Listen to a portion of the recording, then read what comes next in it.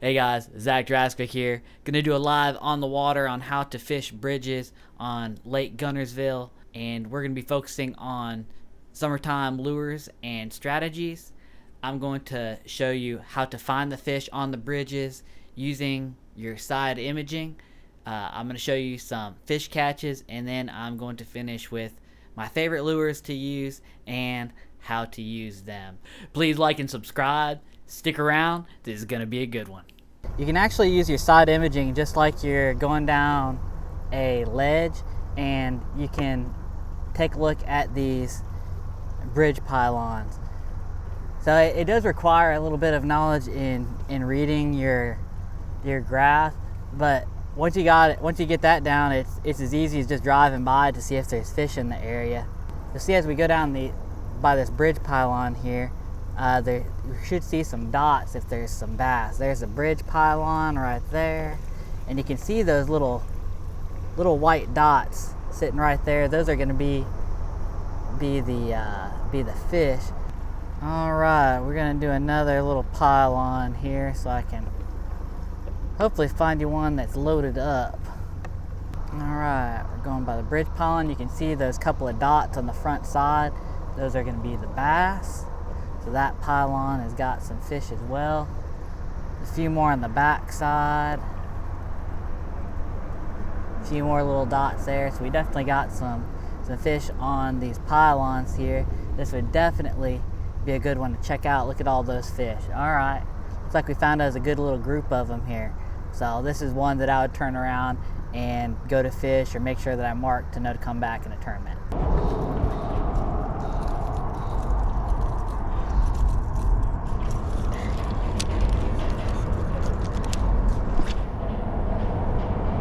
All right, fixing to get one, Come on, fish, come on.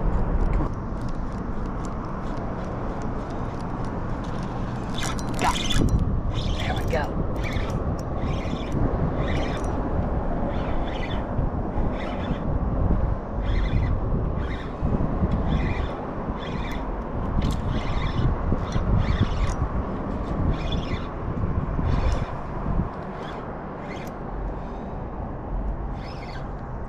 Feels pretty good. Light line here. Oh, it's good. Pretty good. Oh man, that'll keep.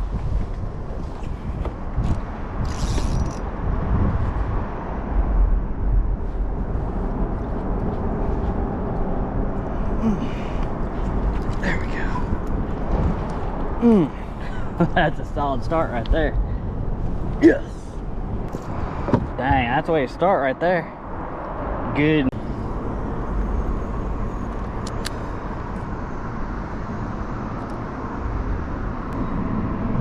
Oh, got it.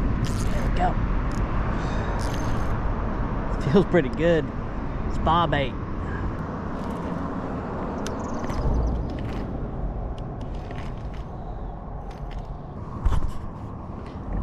Good in here. For BFS, the rod at least. We'll see what he turns out to be. Should be a keeper here. 6 pound test, you never know. Some of these are just a little mean. Oh no, good fish. Good fish. Oh, it's got some cool patterns on it. Jeez, that's a beautiful fish, man. What a beautiful fish. Wow, look at the patterns on this thing. Wow, that's a solid keeper again. It's got some cool markings on them here. Hopefully they'll show up good on the video. It's a solid fish. It's got some cool little black colors on them there on the tail. Hope you can see on the head.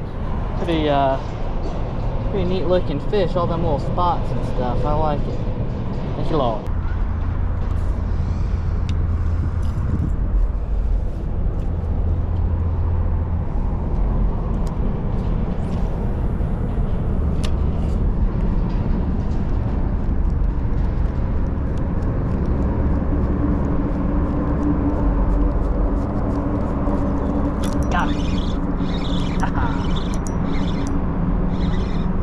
There we go. You know I could get them on something. There's too many fish here. Ooh, it's jumping again. Jumping again.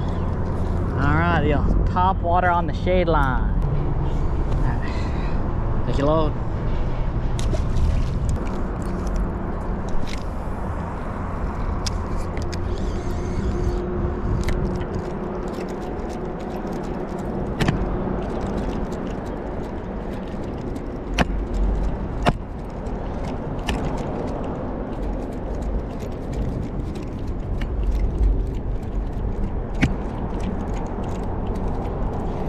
Got him. Oh, that's a good one. Good one.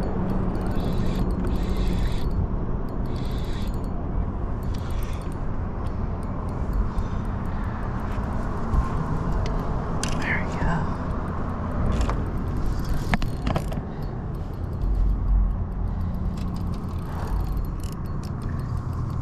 Put them kind of close to the boat, so I'll loosen up the drag here. Make sure it's not going to pop off. I got light line again here. Oop, need a little bit more than that. It's not super big, but for a 6 pound test, you don't want to mess around. All right, another keeper here. So I'm talking about right there, jerkbait fish. All right, it's a solid little chunk there.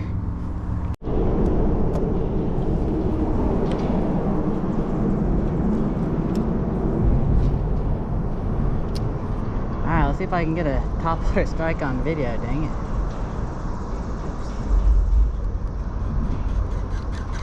Got him. I got mixed. I was working this like a jerkbait. I got missed my front hook on there. It was underwater. This thing still hit this spook underwater. Pulling it in. Oh man, I think they liking this chrome is what they're saying. I would have liked it to come up all the way for y'all, but whatever it takes to catch fish. All right, take your load.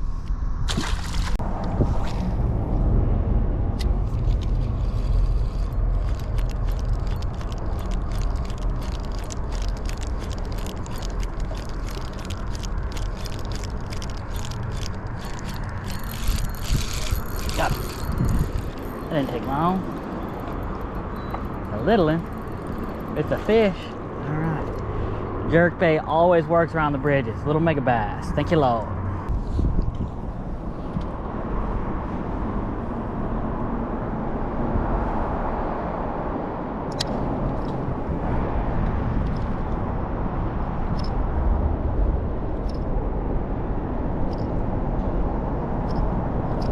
Got him.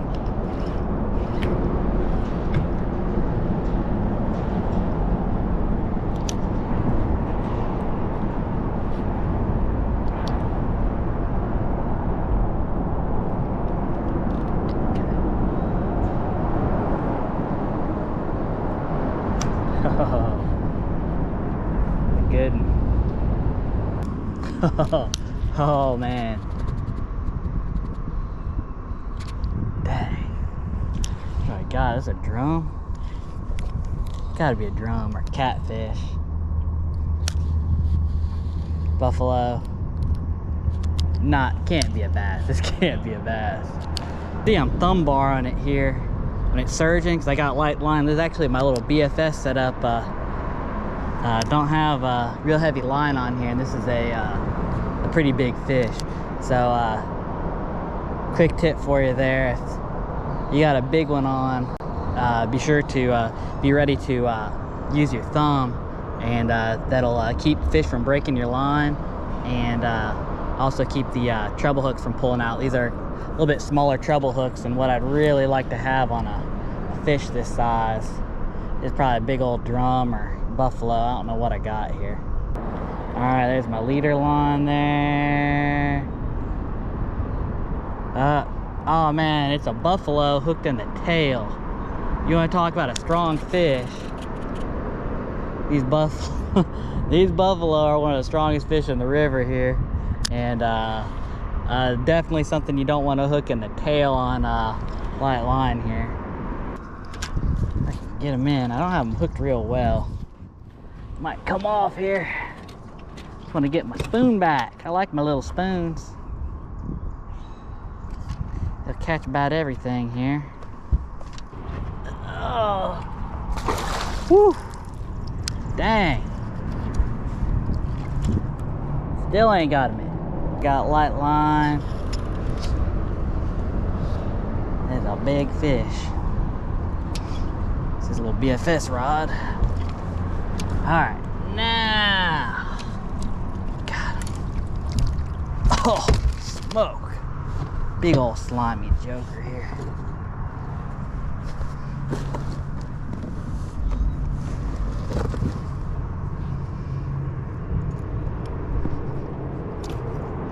Alright, never know what you're gonna catch on these bridges here. Pretty nice little drum, or pretty nice little buffalo.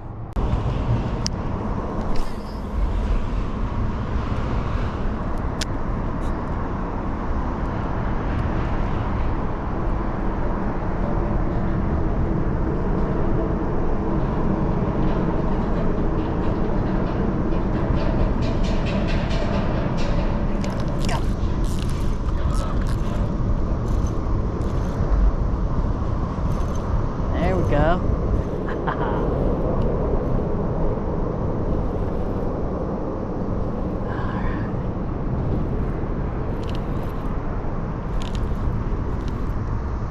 Woo! Dang. Alright. He knows he's hooked now. This BFS fishing is fun. And you could throw a spy bait on a probably a regular bait caster if you got it tuned right, but 6-pound test.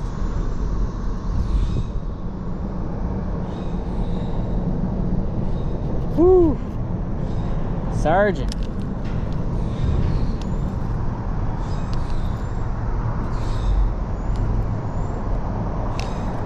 Oh, coming up, coming up. Another good largie.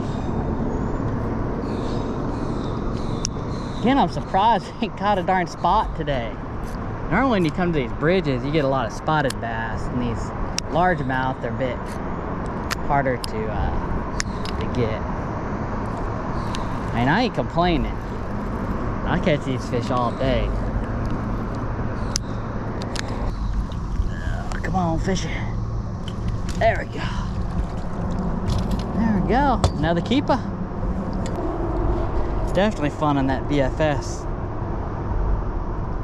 Alright, take a load.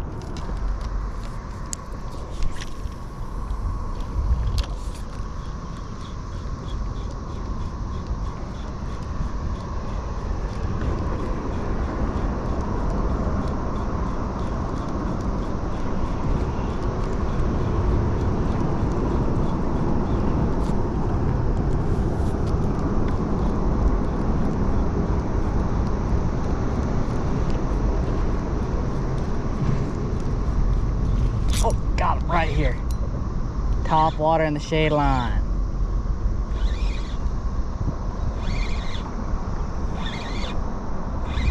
A lot of people forget about that one. Hook him right in the back. Alright. Count it. Guntersville is famous for its bridge fishing in the winter time, but let me tell you, the fishing on bridges is good year round here. You just have to adapt a little bit to what you're doing.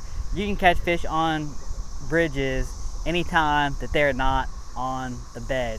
And the bridge bite is just now starting to really kick off for me as far as the summertime patterns go. So today I'm going to focus on how I fish bridges in the summertime.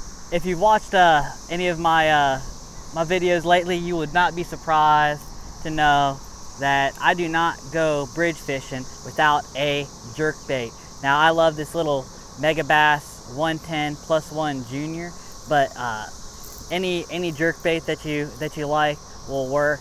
I'm gonna use a jerkbait anytime we have a little bit of overcast conditions or a little bit of chop on the water where they'll hit a good moving lure like this. This is definitely my #1 bait when they're in a good feeding mood.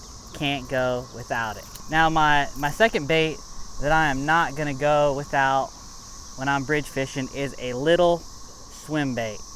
Now I will get, this is a 3-inch easy shiner, but whatever weight, whatever size that you use, a small swim bait is hard to beat around these bridge pylons. The good thing about these swim baits is they will work in a little bit calmer conditions where that jerkbait will not get bit. Another good thing is you can count this little swim bait down to however deep they are, to where you're at a kind of fixed level pretty much with your jerkbait.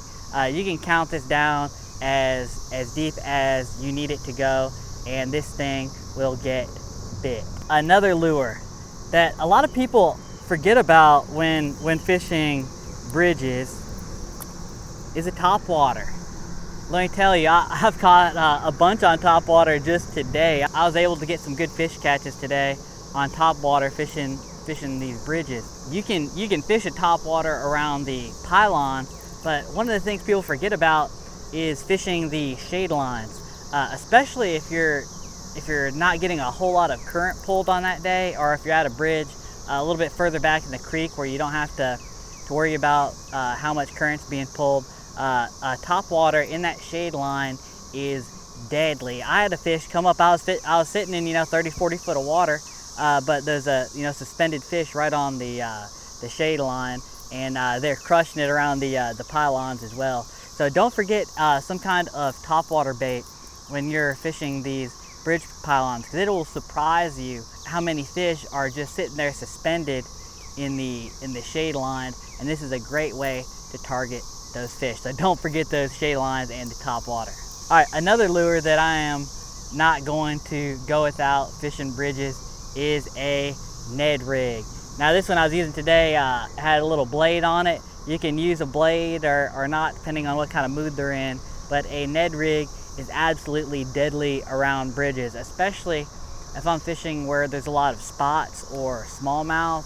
I will really work this Ned rig. It's really good. I usually use a lighter weight, something around like a 1/10 or 1/8 of an ounce, and cast and just let this thing sink down the side of the pylons there.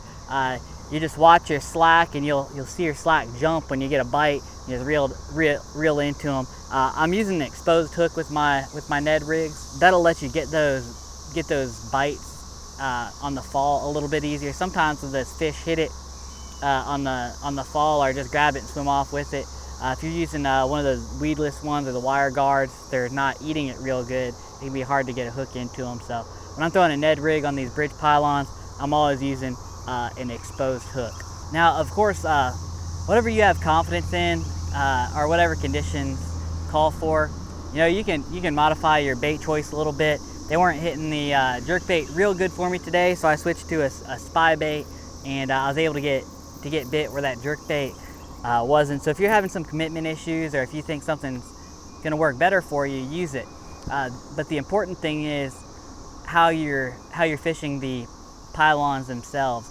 A lot of people fish on the tail end of the pylon, the back side, the down current side, but most of the fish are not going to be positioned there unless there is a tremendous amount of current. If they're pulling a normal amount of current here, in the 20 to 30,000 range, most of my fish that I see are positioned actually on the front side of the pylon. When the current is coming and hitting the bridge pylon like this, it actually creates an eddy on the front side that these fish can stack up on, and the most aggressive fish, the feeding fish, are going to be right there on the front side. And then as the water comes and hits the bridge pylon, there's a little bit of a current seam around the sides of it, and that's where the second most active group of fish are going to be. The most negative fish are actually the ones that people try to catch the most, and that's on the down current side. So don't forget to when you're casting, cast well ahead of the bridge pylon and work it back with the current. Pull up tight to it, cast alongside, and bring the bait back towards you, making sure that you're fishing that front current seam very well. You will have huge schools of fish sitting in those front eddies, and you can catch some big ones doing it too. Now the fish that live on bridges in the summertime, there are definitely some big ones there, but they're a little bit harder to catch unless you're one of them live bait guys dropping them big gizzard shad down there. When I'm fishing bridges, I'm usually using it as an emergency pattern. That's usually my plan B. If I'm out there on the water and I can't catch a fish, I'm heading to a bridge. If I can't get my brim beds to work, or if I miss the shad spawn, if I can't get them ledge fish to fire, I'll hit the bridges. That's my panic button in the summertime. Now most of the time the fish there you're not gonna have as big of a fish on average as you would in the winter. In the winter time, bridges are a tournament winning pattern. You can only run bridges and win tournaments here in the winter time. In the summertime, I usually use it as a limit filler in those kinds of situations. I'm not going to go there specifically targeting a big fish. I'll go there if I need 1 or 2 fish to finish off my limit. Hope you learned a little bit about bridge fishing today and increased your confidence level next time you head out there on the water. Follow these tips, use these lures, and I guarantee you'll load the boat.